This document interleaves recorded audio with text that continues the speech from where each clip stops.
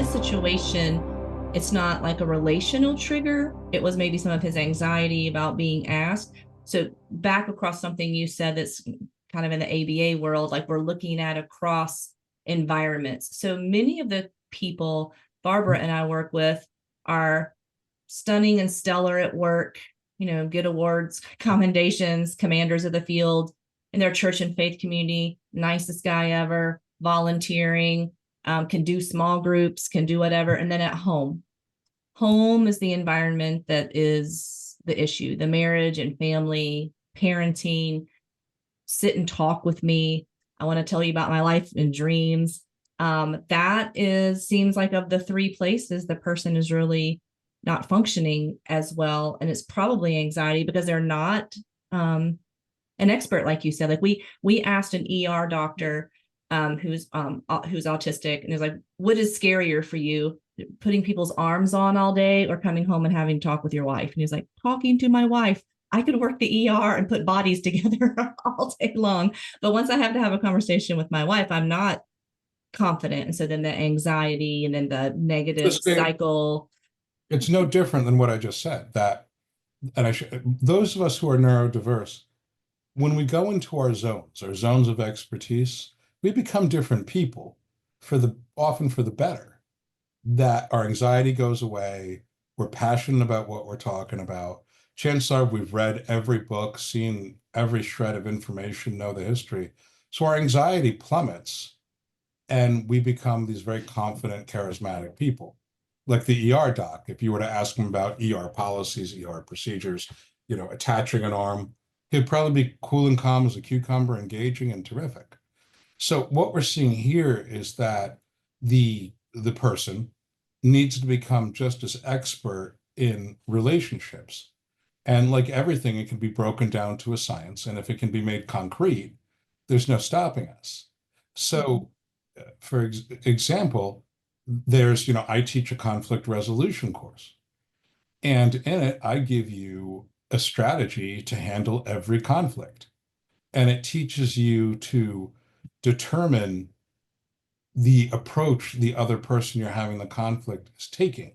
So they're taking a passive approach, an avoidant approach, an aggressive approach, or an assertive approach. And then the training goes, and I do it in session too, it's not just in the class, that, okay, if the person's taking an avoidant approach, you do X. If they're taking an aggressive approach, and they have to know what it means too, you do Y. You understand what I'm saying? So once you structure the structureless, the anxiety plummets. So for example, with the ER doc, if he wants to read some Gottman, or you want to make the Gottman work more concrete for him, understand again my favorite person, Abraham Maslow, and understand how you apply Maslow's hierarchy in everyday life, which isn't really as hard. It's really not that hard at all. It's just people don't think of it that way. Once you've given someone a strategy, the progress is scary. And you have to remember, as neurodiverse people, we don't improve arithmetically. We make geometric leaps. That I can take someone with the worst social skills you've ever seen, give them a couple solid strategies. They're not going to go from 1 to 2. They're going to go from one to 5. Yeah. It's very eerie. And I see that with study skills too. That's where I first learned it, was when I had to have learning strategies for my dyslexia, that I could not absorb. I was what's known, there was a term called perceptually impaired that was used in special education back in the day. I don't know what they call it now, probably sensory processing disorder or something. I was not going to learn traditionally. I had to take the material and then break it down in unique and novel ways in order to grasp it. But then I was grasping the information better than my non-disabled peers. Again, so I go from F to A, and F to an A, and the teachers were scratching their head. Well, how'd that happen? And professors too. But so again, he's saying he's going home, and that's much harder for him. He just doesn't have a schemata in his head. He needs the right software. Let's download the right software that, is what you're going to say to your wife. Is it raising her up Maslow's hierarchy or knocking her down Maslow's hierarchy? A college student I'm working with at one of the technical universities here was having social skills problems. So I taught him to deploy Maslow's hierarchy back in August when the school year started. Then I didn't hear from him again. He came in for a session last week. He has a new unique problem. He can't handle the number of people who want to be with him now. He doesn't know how to juggle the time, the number of phone calls, people who want to run things by him and the such, and want a piece of his time, which is, again, how did he go from 0 to 10? It's because, you impose a context, you provide a structure, and you give a strategy. That's excellent. I love it that you're saying that, Dave, because I actually, in my approach, talked to neurodivergent people about the program that they have in their head and that they're the software engineer in charge of the reprogramming. And we now know that neuroscience teaches us neuroplasticity. The brain is reprogrammable, and that there is very intentional information that has to be given. They're not going to pick it up, the subtle nuance. They're, like many neurotypical people pick up all kinds of information. A neurodivergent brain is so much more analytic, and that can be leveraged for them to understand they can acquire new programming, and what that programming is going to greatly determine the output of the skills they're going to have. And so much of what we do is skills training. I have a book that I use, and I've talked to Stephanie about it. It's called I Hear You. And this guy came up with a simple strategy at work. He didn't understand people's feelings. He didn't understand how to connect, but he would just validate whatever they said. He said, "Oh, I hear you're angry." And he became one of the most popular people in the office to talk to and bring your problems to, because he would just listen and validate your feelings. And his book, I Hear You, is a very schematic what to do and when to say this. And the perfect roadmap. Yeah, exactly. What he did too is he pinpointed the feelings. Yes. So I have good social skills, but I can pinpoint what you're feeling. Right. And that's incredibly validating for people, and they're not used to hearing it. Right. So there you become very good at something you were poor at. Now you're very good at it. And if you don't even know what they're feeling, because alexithymia could be happening in you if you're a neurodivergent person, you can say, are you angry? How are you feeling about that? And you can ask about the feeling, and then they can tell you what they're feeling. And then you can say, I hear you. I hear you're angry, and not necessarily need to feel it yourself, having empathy necessarily. What you would say to the client, whoever they are, no matter what your function, you'd say, number one, pinpoint what they're saying, pinpoint the behavior, pinpoint the feeling, ask clarifying questions. But you're slowing things down and imposing a structure, and you can never go wrong. Right. All right. So I would love for you to explain this, because apparently I have not been able to explain it to any of my clients correctly. That you can validate someone's feelings and not agree with 100% of their story, that there might be some inaccuracies in the telling of the story, because sometimes, specifically more the neurodivergent men, want to get caught in the problem solving, truth and accuracy errors. It wasn't Tuesday, it was Wednesday, and I didn't mean that, and you heard me wrong, and that shouldn't have hurt your feelings. So will you break it down? How to validate someone, even if you don't 100% agree or think there are errors in the story? How do you validate first?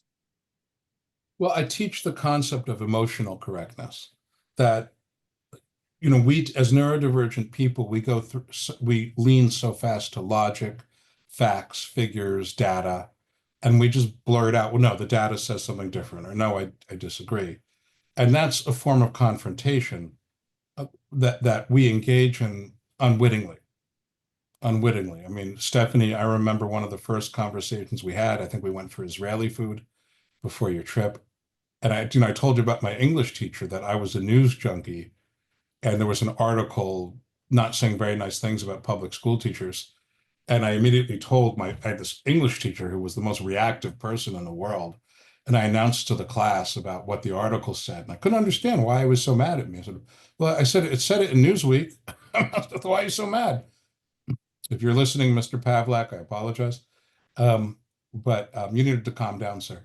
But anyway, so we talk, I train and there's 1,000 different ways to do it that gets you where you need to be.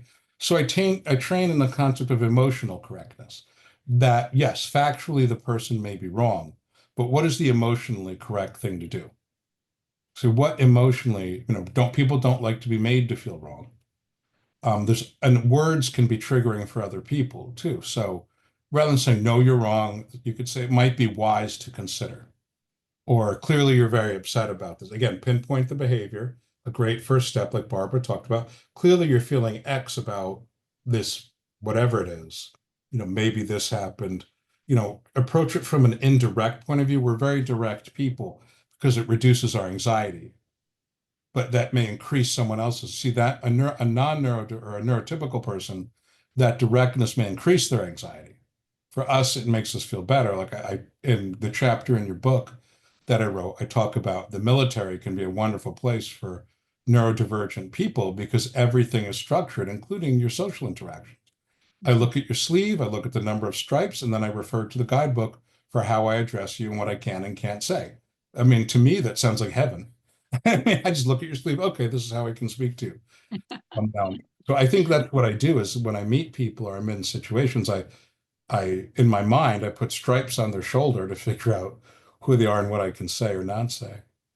So the idea of wanting to understand somebody's feelings, but not being able to feel necessarily what they're feeling. We're talking about what Dr. Jim Wilder describes as relational circuitry. And I'm curious what your thoughts are about, the human brain is a neuroplastic brain. Though maybe a neurodivergent person has a bigger amygdala at birth, the brain is growing and transforming and evolving based on how we use it. And so what is the possibility in your experience of them actually becoming more other focused? So autism coming from the word autos, Greek for self-referencing. What is the likelihood that somebody can lean into looking outward and looking in relational ways at somebody's feelings that they're talking to or wanting to engage? Does that actually develop skills and grow the brain in a certain way? Or is the brain just going to always only ever be hyperactively neurodivergent and hyperreactive? No, I mean, so what you said, I mean, you can call it all behaviors are learned, you can call it neuroplasticity, but no, brains change, people change, behaviors change constantly.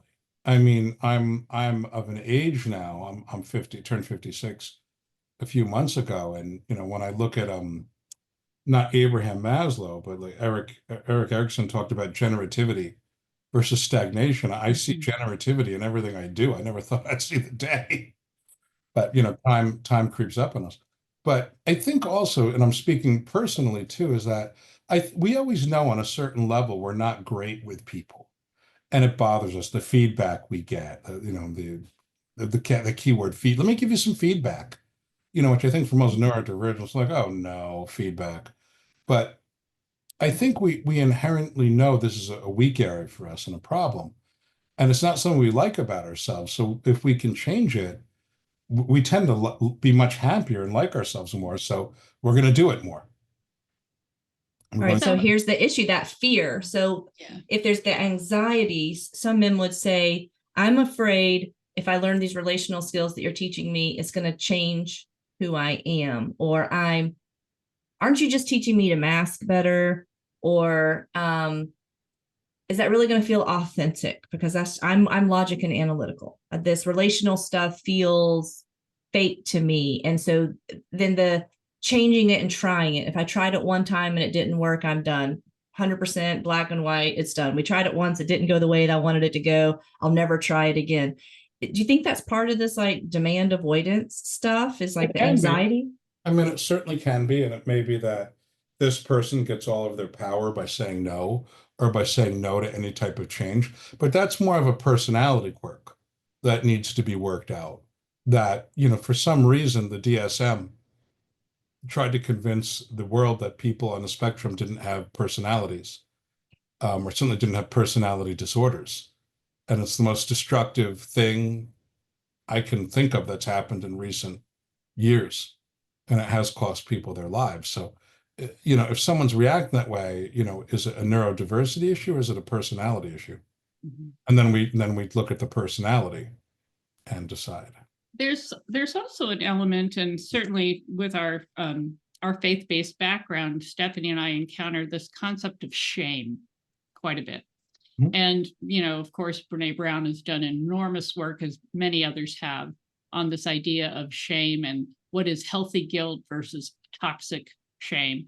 And I do see that is a certain pit of your fear stomach, like, I can't be wrong. I need, the biblical account of Adam and Eve covering themselves with fig leaves and hiding because they've done something wrong. How does that enter into this whole idea of not wanting to be wrong? And what do you think about that idea? Because if you have a sense of self and integrity, and you value yourself, and you think well enough of yourself, then can you leverage that to counter anyone telling you that you've done something wrong? And how does that work in your models? Well, I mean, every school of psychotherapy approaches this issue in different ways, and none of them are wrong, just whatever you're good at. But you have to remember that being wrong often indicates a punishment coming. You were wrong, therefore there's a consequence. It also may mean, if you want to see yourself as a victim, admitting you're wrong can also mean giving up your victimhood. And, in a drama situation, the victim has all the power, or so people think. That's a misconception too, that actually taking responsibility for doing something wrong is a form of taking power, and training them in that. But what is the person's family background? Were they taught to be ashamed of their differences or to embrace them? So we have to unpeel the onion here and figure out what got them to this place. Whenever I'm working with an adult professional man who is very clear to me they're on the spectrum, and I've got a couple now, I do not bring it up with them. If they want to say they have it, and the reason they went to me is because they saw I specialize in it.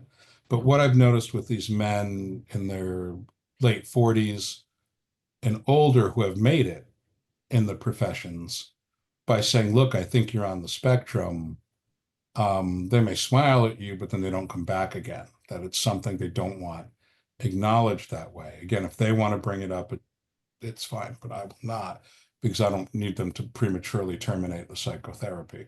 But that can be a very big issue, that they feel that shame around it is buried very deep inside. It's very interesting that whenever I have brought it up in the past, which I guess is a form of confrontation, it means you're discussing something with a patient that makes them uncomfortable. They pass it off as a joke. Oh, that's what everyone says to me. I've been hearing that, and poof, they disappear from the therapy. So I'll let them bring it. That's very generation based too, I think. Very much so. Yeah, there's my son is part of a millennial, younger generation, mid-30s, and many of the people I've worked with that are under 35 are like, oh yeah, it's so cool to be neurodivergent. I mean, yeah, it's like a thing. And so it's a whole different understanding of the gifting and the specialness of who they are. Yeah. It's, there's actually a neurodiversity store in Asheville, North Carolina. A storefront. Yeah. When I saw it, I went and bought half the store. But they used to be called just hobby shops. Radio Shack, Barbara. Radio Shack. Radio Shack. But what's funny is I suggested that in the early 90s at Jewish singles events, and for some reason I didn't leave with any phone numbers whenever I brought it up. Don't know why. Well, my goodness. So a couple of other things. I had two questions that I took from neurotypical spouses. I said, we're going to have an expert on our Coach's Corner. One is how to deal with the fawning. Let's say, specifically a neurodivergent man, the wife is saying something like, I need you to pick up the kids every Tuesday, which he has agreed to do and now isn't, and is like doing the bargaining and begging and pleading. That can be one response. Or it could be what you and I have talked about before, weaponized dysregulation. I won't do that. And then she's like, oh, I don't want to face that dysregulation, so I won't ask anymore. What is the spouse to do with that big dysregulation or the begging, pleading, bargaining, not following through with agreements? What would you advise them to do? The neurotypical spouse. Yeah, the you're asking. neurotypical. Okay. Yeah. Again, I mean, you want to be as expert in your partner's symptoms as they are, and understanding how to get these things done. And, you know, is it reasonable? Is it fair? You have to ask certain other questions too. And is the capability there? Is this just uncomfortable for you? That, you know, one couple I worked with, I said, look, I understand doing these things is difficult for you and causes you anxiety, but it, you know, your partner shouldn't have to have all the demands falling on her. That you have to pick up some of the slack. And in terms of your anxiety and doing some of these tasks, paying the bills, managing the taxes, various things with the kids, I said, I will give you a strategy to cut through it. Again, don't just say, go do it because you're supposed to. Give them a pathway to get it done. I mean, because I have the other degree in special education, I can take these things and develop rubrics or lesson plans to break any task down into smaller, more manageable parts that reduces the anxiety. So, you know, the degree in special education really has enabled me to do more in this space or with these situations, to break it down into a way it can get done, the anxiety goes down. Well, I think I need to sign up and get some coaching from you, Dave, to how to enhance and improve the curriculum I'm developing.